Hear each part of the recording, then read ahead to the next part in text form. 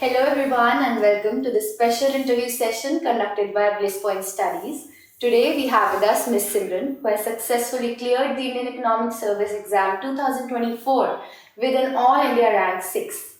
She is here to share her valuable experience that will help you all address some common questions related to the preparation strategy, tackling specific papers, the interview round, and so on. So, let's dive right in. First of all, a big congratulations to you, ma'am. It's a pleasure to have you here. Thank you so much for inviting me here. It's an honor to be It's here. a pleasure. So, clearing this exam in itself is a huge achievement, and you did that in your first attempt. That's like a cherry on top. So, how do you feel right now, and how have things changed for you since the result came out? Well, I don't really have specific words to put how I feel, but simply put, I'm feeling really happy. It's a great feeling. I'm really relieved in a way that what I wanted for so long, I finally have that. So yeah, I'm just feeling grateful and blessed right now. So that's how it is. That's amazing to know. So, before getting to know about your preparation strategy, let's start by knowing a little about your background. So, ma'am, please brief us about your educational journey, any prior work experience if you had, and so on. Sure. So I'm basically from Delhi, and I have done my schooling from Ryan International School, Vasant Kunj, after which I did my bachelor's in economics honors from Sri Venkateshwara College, University of Delhi, post which I did master's in economics from Jamia Millia Islamia. And I just got over with my master's this year, like last year, 2024 in June.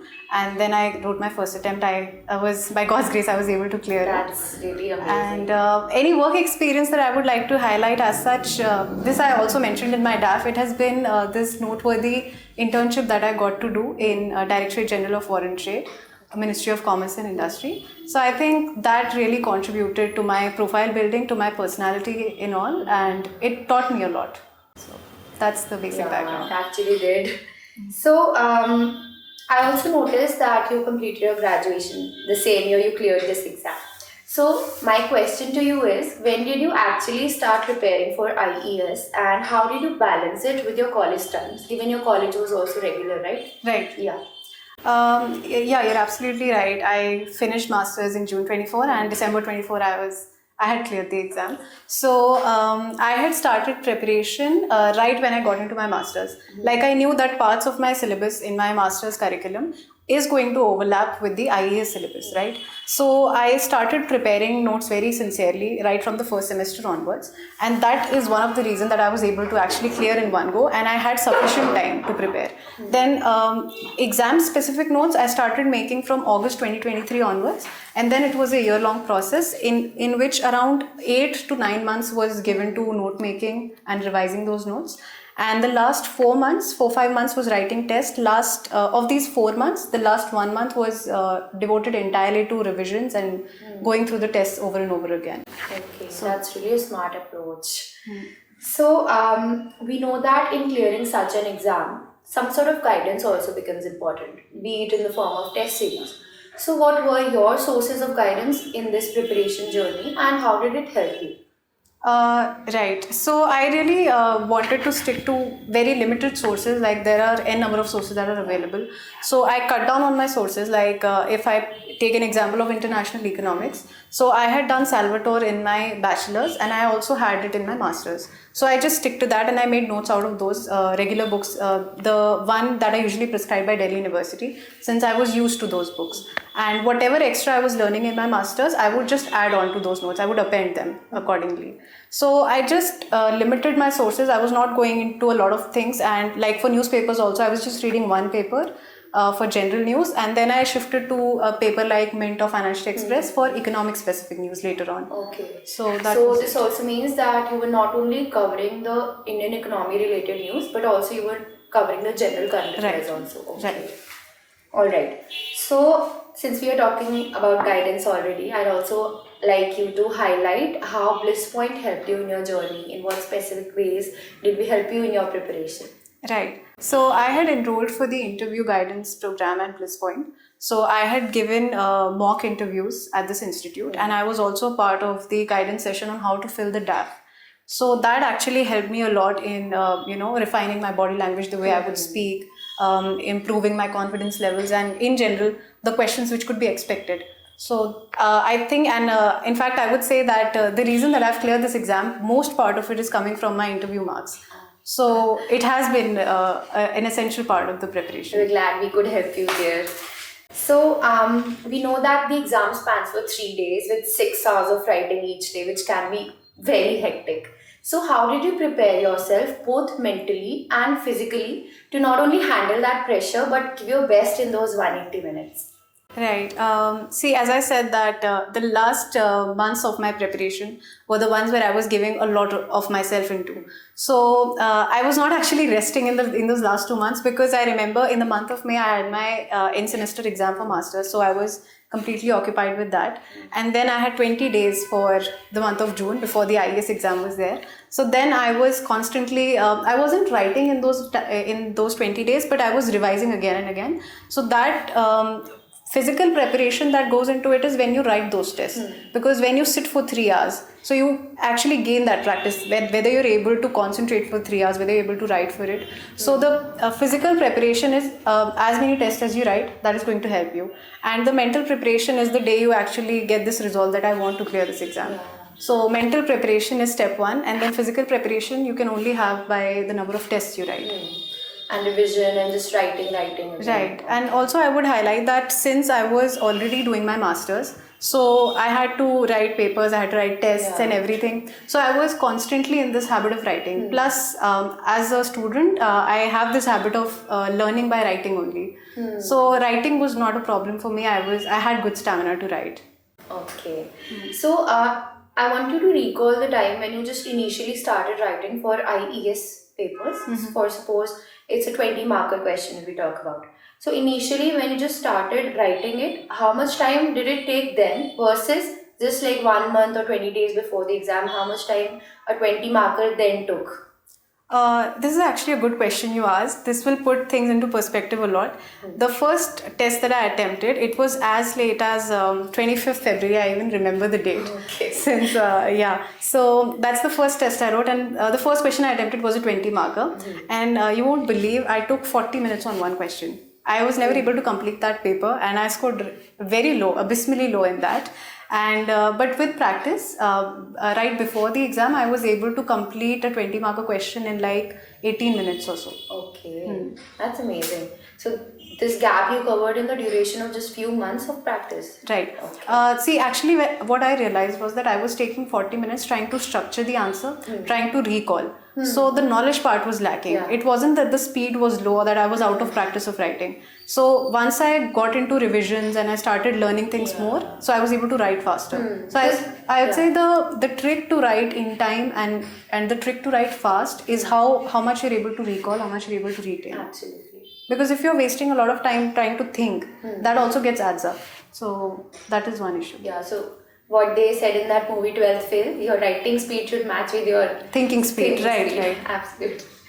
Okay, so now let us address some paper specific questions, beginning right from the first exam, which is general studies, which people often dislike preparing for, and especially those who are not preparing for civil service exams side by side, it's often difficult to cover the entire syllabus. So how much time and importance do you think one should allocate to the general studies paper? See, as you just said, that someone who's not preparing for civil services exam, it's actually difficult for them, and same was the case for me. I was not very much in touch with the general studies syllabus, because in plus 2 also I did not have humanities background, I had science. Okay. So I was completely clueless on that front. So the number one trick that I tried to go for was to analyze the previous year papers. So like history is static, not much from the current affairs can be asked in that aspect. So that can do for you. Then another section is economy. That will be prepared once you start preparing for the Indian economy paper. So 2 sections are easy. And in the analysis, you can find some patterns. For instance, in history, I found that they are asking a lot of questions from ancient history and modern history. Medieval history is being asked relatively lesser.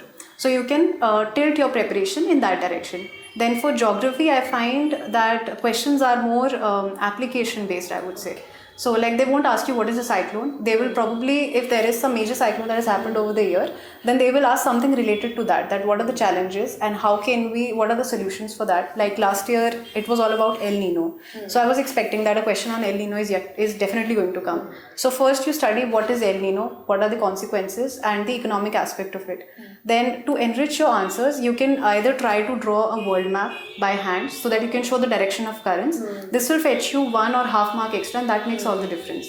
So I did not give a lot of time to general studies. What I did was, I think I gave 4 days, of which one day was to completely go through the previous year papers, and then the rest 3 days I was going topic by topic of whatever was being asked, and I was in constant touch with the newspapers.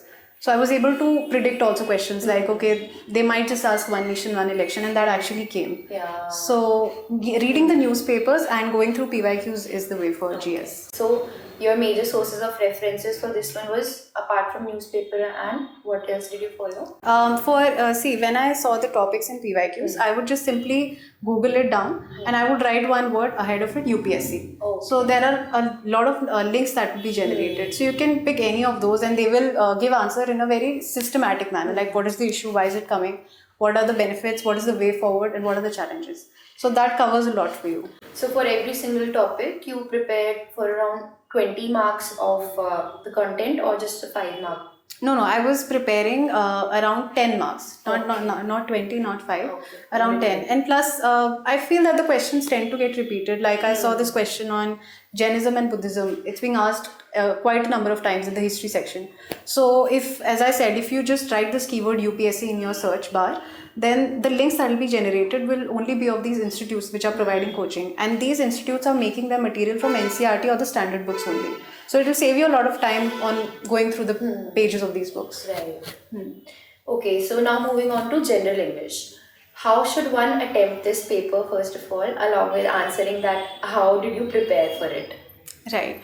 I actually did not prepare very much for general English, and I ended up getting the highest marks in English. Wow. So, but when I say this, it can sound like it was sheer luck, but I will just dispel this myth also. What happens is that first you sit with the previous year papers and you see that what are the themes they are asking again and again in the essay. So I found that there are 2-3 themes which are being repeated: women, environment or nature, and then there is technology. So these 3 they generally ask, plus at times they can ask one topic which is slightly philosophical in nature or something of other sort, some miscellaneous topic. So first thing that needs to be done while attempting the paper is that you see which topic will you choose. Now you need to choose the topic very smartly. You would not want to choose a topic which is based on value judgment, because you don't know whether the examiner has a different value judgment than yours.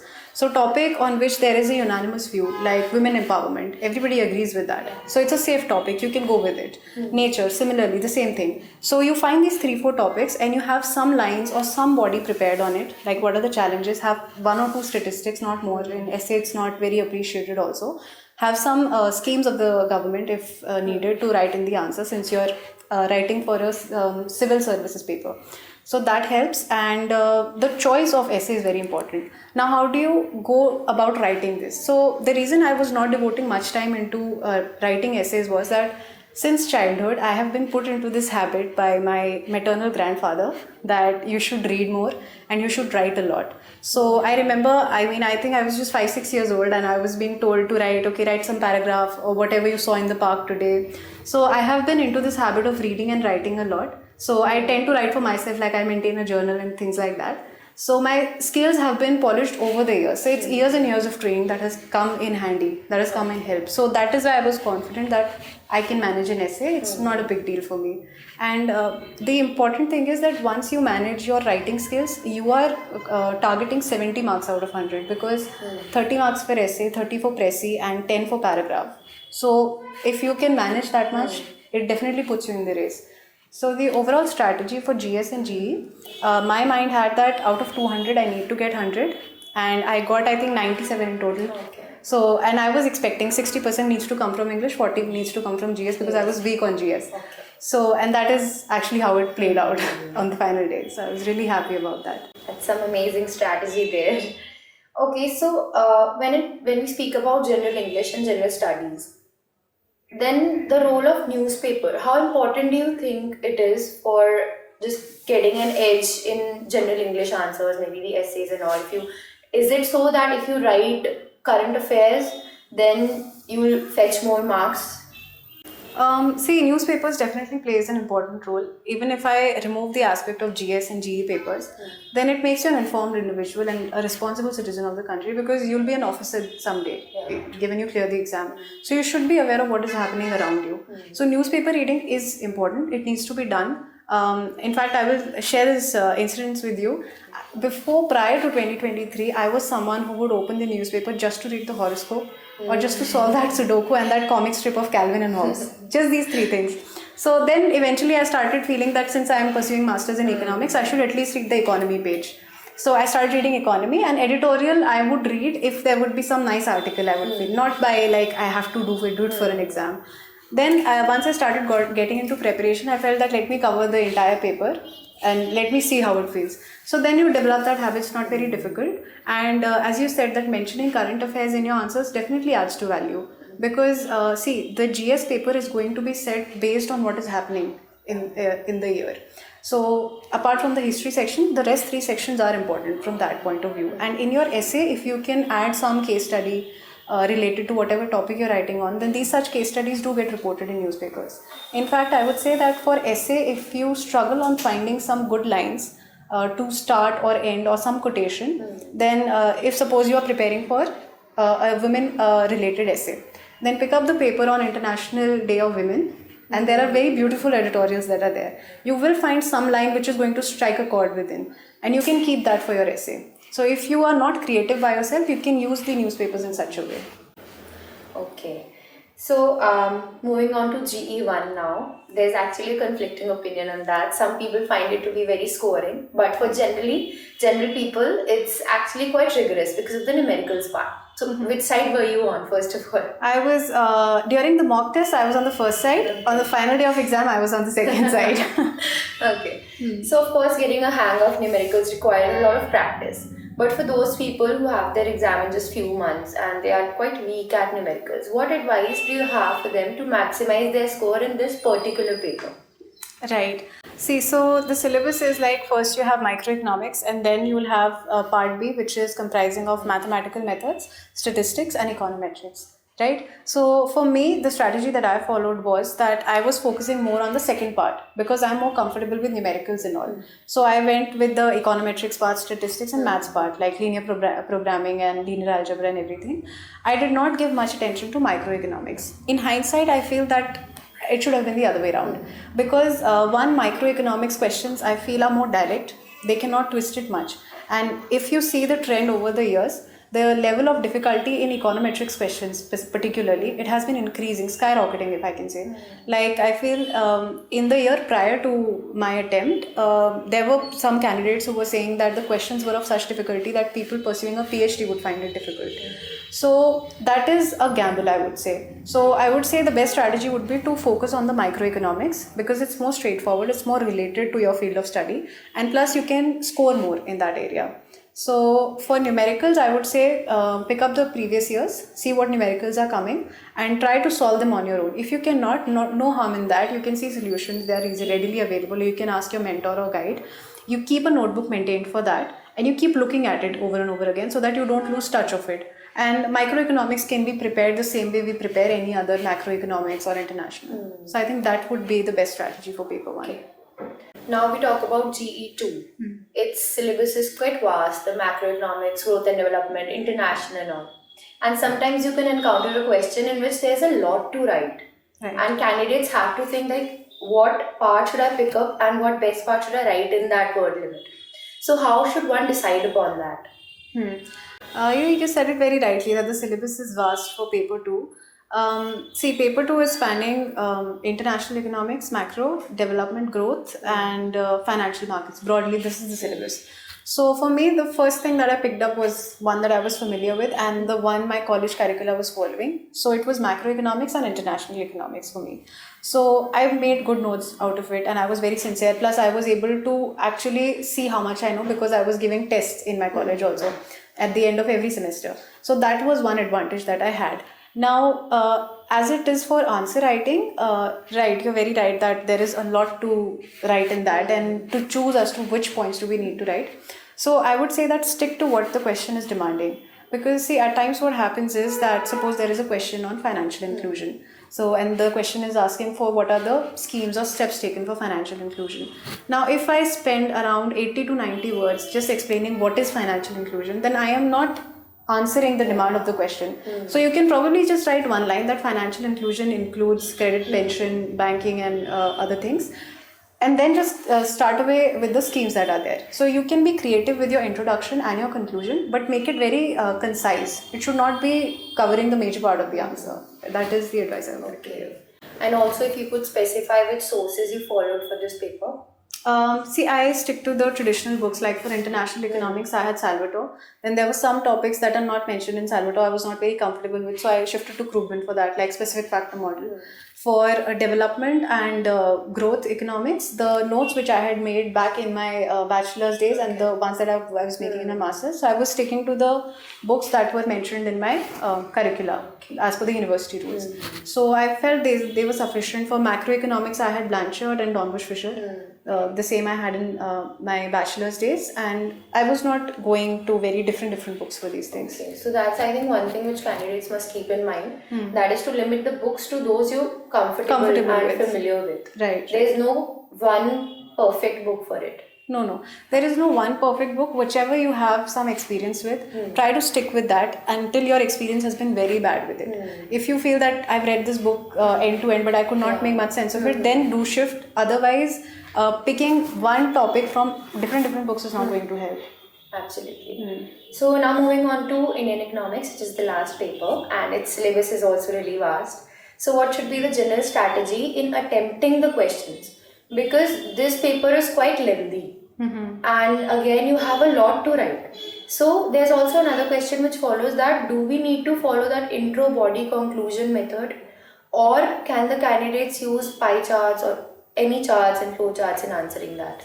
Right. See, for Indian economy, I would say that it's the trickiest paper of all, because you don't know what can be asked and from where it will be asked. There is no defined set book for it. So I would say newspaper reading is going to be helpful in this. Apart from that, for me, the way I had prepared was that I divided Indian economy in two sections. I did 47 to 91, wherein I was focusing on the 5-year plans, the LPG reforms, the need for it, and the challenges we had before 91. And after which I did India after 91. Once I was done with these two things, I picked up the syllabus because it is the golden document that you have in your hand. Everything is specified word for word, like whatever they want. The indices which they will be asking in paper, they've also mentioned that. So you pick up the syllabus, and whatever, if you have like no clue as to where do you begin your Indian economy, then whatever is the word mentioned in it, just Google that up. And again, as I said, write UPSC, or if you know some good book, you can search that topic in that book and make notes on it and make it multi-dimensional as to what is that topic, what are the pros, cons, what is the way forward. So that is going to help. So syllabus is really helpful to prepare for Indian economy part. And as for answering, I would say that yes, the intro body conclusion is a systematic way. It puts things into perspective, and if someone wants to use pie charts and flow charts, I also did that in my answer. You can include that in your body, or if you want intro part, the conclusion can be a generic line. But that focus should not be excessive. Sorry? The focus on using charts and diagram, it should be a lot. Like should it be kept moderate? It can be kept moderate because when you'll be writing the paper, when at least what my experience was, that the questions at times will say explain or elucidate. So if the question itself is demanding you to elucidate, then one diagram is not going to cover everything. So you will have to explain. So that depends on the type of question you're handling. If you're doing a 5-marker, and usually people approach 5 markers towards the end of the paper. So there is anyways not much time. Like this happened to me. There was some scheme that I had to write about. Now I knew what are the objectives and what are the features. So I just wrote I drew a circle in between, mentioned the name of the scheme, and then I had spokes out of it, of which I just wrote the features, so that I do not waste time on completing the sentences, because there is not much time. Now that looks good and you've covered everything, and since it's a 5-marker, you will not lose marks. So you can use your charts very smartly, as in where you will fetch marks and not lose them. Okay. And in Indian economics, it's also important to go through the budget surveys, the economic surveys.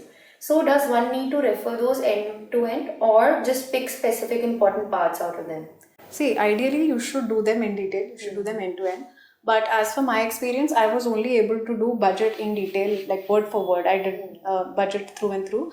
The economic survey part, I was not able to cover that because I felt that my master's is also being very demanding right now. So at that point, I did highlights from the survey or the sections which I felt could be asked, and I picked those chapters or something which was relevant, like when I had my interview. So I knew that the internship experience which I've mentioned, it's related to foreign trade. So it becomes very important for me to at least go through the external sector chapter in the economic survey. So that was done in very detail. So if you have time, then yes, please do it word for word. It'll give you a lot of fodder points, a lot of brownie points for your Indian economy paper, and you can also put that in the GE3 paper. So both these papers will get covered, and in case you miss out on those, then you can use whatever you've read very smartly. For instance, if like I did budget, and if I found that the budget is emphasizing too much on employment, then I know that survey must have highlighted that unemployment is a big issue in the country. The current affairs must have also said that. So you can extrapolate the information which you have to find or gauge which you have not read. Okay. So I think we've covered most of the key questions related to ma'am's preparation strategy. Now let's move on to asking some questions about her interview experience. So interview round can be the most nerve-wracking part of the entire process, and reaching there, it might add to the pressure of certain candidates feeling that, okay, we are so close to our goal now, what if we lose?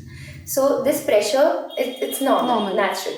So how did you deal with that? How did you stay calm in that pressurizing situation? Right. So this thought that you said that we've reached here, what if we don't make it, or if we have to restart again? So this is one thought that I started having as the interview was approaching. And the way to calm my nerves was, I think I will have to give a lot of credit to my mom, to my brother, to my dad, and to my best friends that I have. Like I would just ring them up anytime, and I would say that, I'm feeling low, I don't think this will happen and anything, and they would just knock me back into my sense. So if you have a hobby, if you have someone who you can talk to, then you should you should definitely approach them. Or like some people like to play guitar, or if they have any other hobby, so that helps you to bring back to your senses. And another thing is the internal dialogue that you have with yourself, because whatever you think within, it is going to be reflective in your answers. It's going to reflect in your personality when you sit in front of the board. So if you are going there thinking for a year that I will not make it, I'm here by just chance, it's just luck, and I'm not made for this, then it will show up. But if your internal dialogue is so strong that no, why not me? It has to be me. So then that also reflects to the board that yes, the person is positive, the person is confident on where they stand, and they are also very much aware of what their limitations are. So I think having a good, strong internal dialogue is good, and in moments of doubt, please approach your loved ones or any other hobby that you have. That's such an important piece of advice, ma'am. Also, there are many candidates who struggle with communication skills and lack prior experiences. So for them, it might be in their mind that it's difficult for me to face that interview, but reality is obviously not that. So if they can hear it out from your mouth, and if you can give them some advice to excel in their interview, what would it be? See, first advice that I would give would be that please focus on the reason why you're there. You're there for clearing the Indian Economic Services exam. So you need to be strong on your fundamentals. You should be strong on your economics. If you don't know the very subject for which you're preparing, then it reflects very poorly. It seems like the work is done very shoddy. So you need to be strong on your basics. So first, I would say that go through your static part, go through your syllabus, have a brief look on it, and prepare any one or two sections which, in case the board asks you that which are your favorite branches of the subject, and if they ask any hot question from that, you're able to tackle that. So that needs to be done. Then also be in touch with the current affairs. Read newspapers regularly. Like for me, I had followed Indian Express for general news, and I was reading Mint editorial for economics news. Right.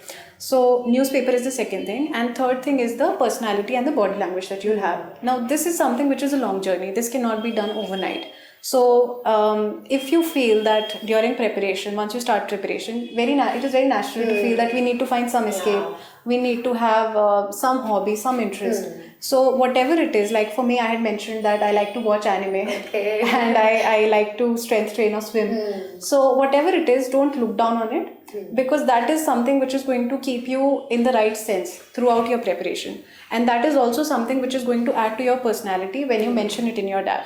So build that and keep a positive outlook in general. Do not think of any negative circumstance unnecessarily because half the time we think of situations which have not really happened. So that is the third thing I would say, that you should be positive about what is yet to happen. Okay. And the next question is, can you think of a question which you found interesting or unexpected when you sat for that interview, and how did you handle it? Now I need to think on this. Yeah, actually, I would say the entire interview was unexpected because the number of mocks that I had given, I was being quizzed on macroeconomics or international economics, and these are two of my strong parts also. So I was very happy that if this is what is going to be asked in the main interview, I'll be through. So, but the moment I sit there and the first question I'm asked, I was also the first candidate, the very first day, the very first candidate. There was no other candidate before me. So that also was adding to the pressure that there is no one they can compare me with. I need to set a good standard. So the first question I was asked was related to rural development, rural skilling. So I was thrown off a bit that this is not international economics, this is not external sector. So how do I do this? But the good thing was that I knew that I know this answer. I just need to be calm about it. So I think that threw me off a little. Otherwise, the entire interview went like a conversation, and there is like they will try to put you under pressure, but you just need to be calm. You just need to be in your senses. So you mean that they deliberately do such things that can set you off track? But They can, they will actually, and they should be doing it because the nature of service is also like that. You will be facing pressure. So it's actually good if you are able to manage pressure in that interview. That's just interview, right? So you'll be much better equipped in real life situations also. So it's just training for the job that you're trying to go for. yeah, true. So the next question is related to the draft. DAF. So people find it tricky to what to write in the hobby section of the DAF. So how should one choose that? Right. See, I would say that any hobby which you can defend and which you actually follow, or you have any interest that you have, only mention that. I have seen some DAFs wherein people have written just one hobby, like poetry or yoga, just one hobby or interest also does. So the main thing is that you should be able to defend it. Like I remember when I wrote watching anime, I had not seen any DAF where any aspirant would have written that. So I did talk to someone who qualified previously, that is this okay, or is the board going to look down on me? That what hobby is this? So that person was like, no, the people there are going to be aged, so it's going to be something new for them. So you should be able to explain it to them as to what this is and why do you like it? Why is this such an escape for you? So if you're able to defend it, do go ahead and write it, but do not oversell yourself that the more I write, the better I'll look. Do not fall into that trap. What you can defend, what actually is mattering to you, just mention that. Okay. So that was about the interview process. Now let's conclude this session with final few questions related to ma'am's personal experience and what she learned in this journey. So the first question is related to consistency. We often say that being consistent is the key to clear any such exam. But the truth is that staying disciplined every day is also hard. So how did you deal with that demotivation, and how did you keep yourself going when you didn't feel like studying also? Right. See, I would say if I have to talk about my journey, then the initial months were very easy for me as I was just appending my notes, which I was already making in my masters. So for me, I took things at a very comfortable pace because I was having 2 years to make notes. And so the initial 7 to 8 months were easy for me. And there was no question of being indisciplined in that because I knew that I'm anyway sitting for 6 to 7 hours after college. It's okay, I can manage that. But the difficulty part that you're talking about as to being disciplined, it came much later, last 3 to 4 months it came. Because at that time I was having the end semester exams, and I was also having this pressure that it's going to be my first attempt, and I had this internal dialogue to myself that I need to clear it in this go. I'm not giving myself any more chances. So I was adding more and more to that pressure. So this problem of being indisciplined did not really occur at that time, because I knew that if I don't clear it in this go, then I'll have to sit for another year. And that was all the motivation I think I needed. And because of which, in the last 1 month or so, I was able to clock like 14 hours, 16 hours a day also.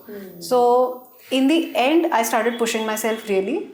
In the beginning months, it was comfortable for me. And if I ever felt any demotivation as such, then I would like to pitch this anime. It actually motivates you a lot, and there are a lot of life lessons into it.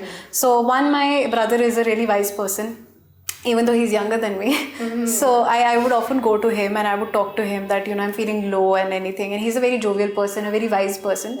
And so is my mom. So these two would actually lift my spirits up. And then they would, again, my brother would come and say, okay, watch this. This is going to help you. And it actually did, because, the characters are such that you can actually relate to their struggles.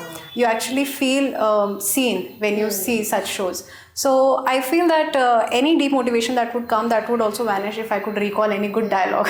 So that was part of it. So I was very selective about my hobbies. I made sure that something which is going to help me in my essays or in my interview or in my overall piece, I will pick that hobby only.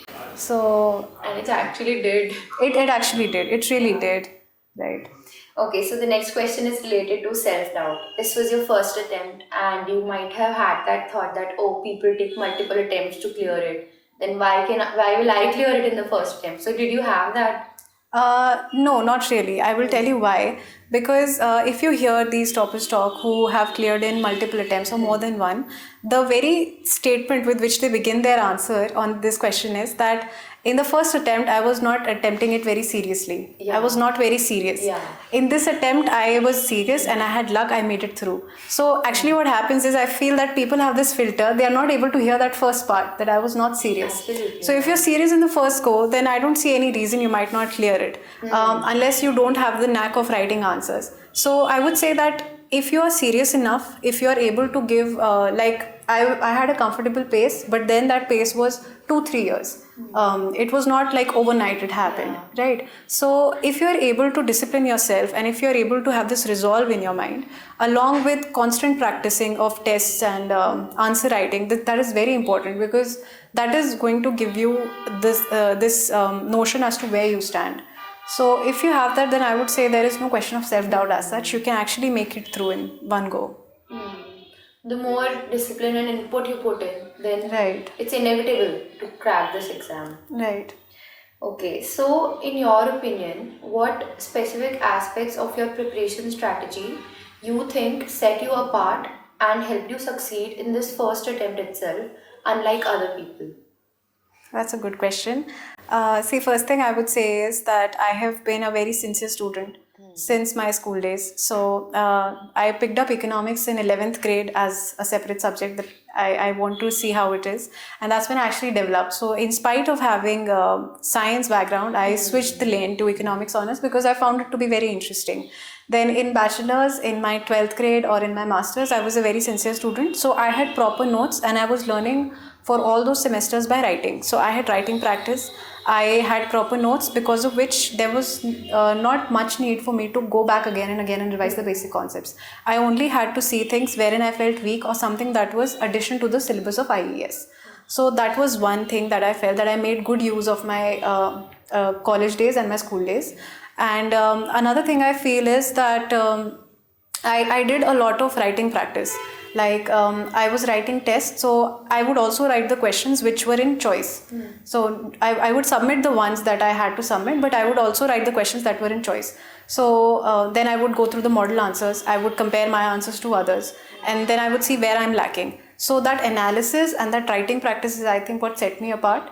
And again, as I said, it's years and years of training that you build, be it into essay writing or be it into developing your personality, developing any hobbies or interests. So that keeps on adding up. Okay, so from your experience, what advice would you give to people who are just entered into this preparation and or to people who are already preparing for this exam? See, advice that I would give would be that write as many tests as you can, because tests is actually going to get you through. You might not be completed, you might not have completed your syllabus as such, because this happened with me. I had not completed my syllabus. Still, I was writing tests because I gave 2 rounds of tests. Round one was to see if how much I can recall, how much I know that I can write. Then round two was that if I'm able to learn all that I'm lagging on currently, then is my answer writing style efficient enough to fetch me marks? And that's when I realized that if I learn things, my writing style was good enough to get good marks. So even if you're not done with syllabus, then do not feel this guilt that I am looking from a book and writing answers. Do that. At least it will get you to understand that are you writing in a way that is good enough. So do not be too hard on yourself. Please be disciplined, I would say, and disciplined in the sense like doing tests and all, and have a positive outlook. I mean, you should ask yourself that why not me? So if do not bog yourself down by yourself. So I always say this, that only I can let myself loose and only I can cut myself short. So you need to build that mindset, and it's the mindset that is limiting you, that is having all this negativity which you need to battle with. So once you have made it through, then I don't think UPSC or any other exam that you're aspiring for is a hard way to go. That's such a useful piece of advice, ma'am. So Thank with this, we end the interview. Thank you so much, ma'am, for taking up the time to speak with us, and it's been a really insightful session, and I'm sure aspirants would have learned a lot from your experience. Thank you. Wishing you huge congratulations once again and all the very best on your career ahead. Thank you so much. Thank you.